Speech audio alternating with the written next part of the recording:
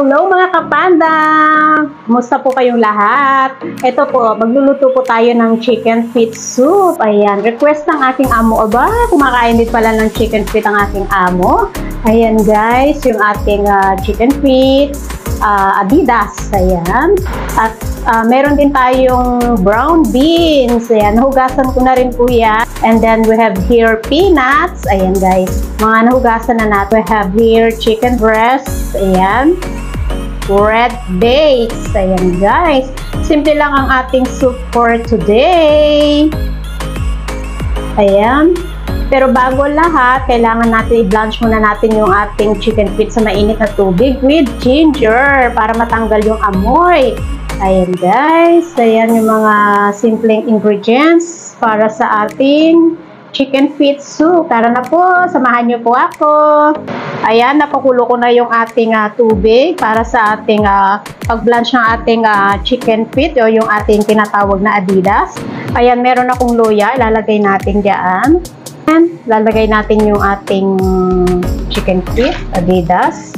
Ayan, ipa-blanch lang natin yan ng saglit guys para matanggal yung amoy. Ayan guys, diba? Saglit lang yan. Tingnan nyo, may yung tubig mamaya, parang andun yung, tingnan nyo yung mga dumi. Ayan guys. So, kahit na nahugasan ko yung ating chicken feet, o yung Adidas, syempre ba-blanch ko muna ng kahit saglit lang. Ayan. Tsaka matanggal din yung amoy. Ayan guys. Ayan mga kapanda, nakikita nyo yung mga dumi-dumi na yan. Ayan. Ayan yung natatanggal. Ayan. So, after this, hugasan na po natin ito ulit. Isa-isa yung bawat chicken feet. Diba? Sige ho, hugasan natin. Ayun, tingnan nyo yung kulay ng tubig, diba? So, ayun natin yan. Ayan. Blanch na natin yung ating chicken feet. Hugasan na po natin. Ayan po, atin pong hugasan yan ng isa-isa. Isa-isa po natin hugasan yan. Linisin natin po yan guys. Okay? Ayan mga kapanda, habang hinugasan ko yung ating Adidas, yung chicken feet, is nagpapakulo na din ako the same time ng tubig para sa ating sabaw. And habang kumukulo, ilagay na natin lahat ng mga sangkap. Ayan. Yung brown beans kanina, sunod na natin yung ating peanuts. Peanuts. Ayan.